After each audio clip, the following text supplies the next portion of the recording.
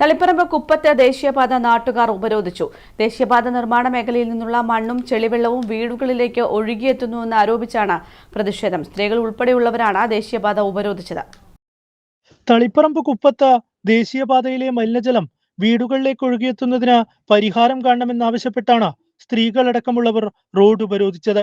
കഴിഞ്ഞ ദിവസം പ്രദേശത്തെ 3 വീടുകൾ ചെളിയും വെള്ളവും കയറി താമസയോഗ്യമല്ലാതായിരുന്നു. JCB ഉപയോഗിച്ച് വെള്ളം വഴിതിരിച്ചുവിട്ട് താൽക്കാലിക പരിഹാരം കണ്ടു. ഇന്ന് രാവിലെയോടെ കൂടുതൽ വീടുകളിൽ സമാന സ്ഥിതിയുണ്ടായി. ഇതോടെയാണ് റോഡ് ഉപരോധത്തിലേക്ക് കടന്നത്.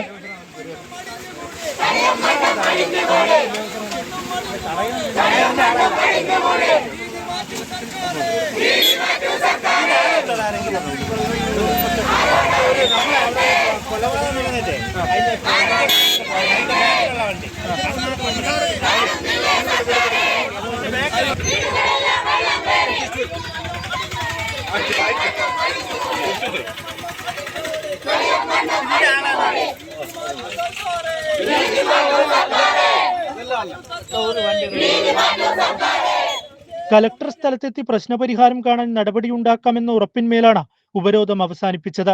അനുകൂല നടപടി ഉണ്ടായില്ലെങ്കിൽ സമരം ശക്തമാക്കാനാണ് നാട്ടുകാരുടെ തീരുമാനം. News bureau, Taliparamba.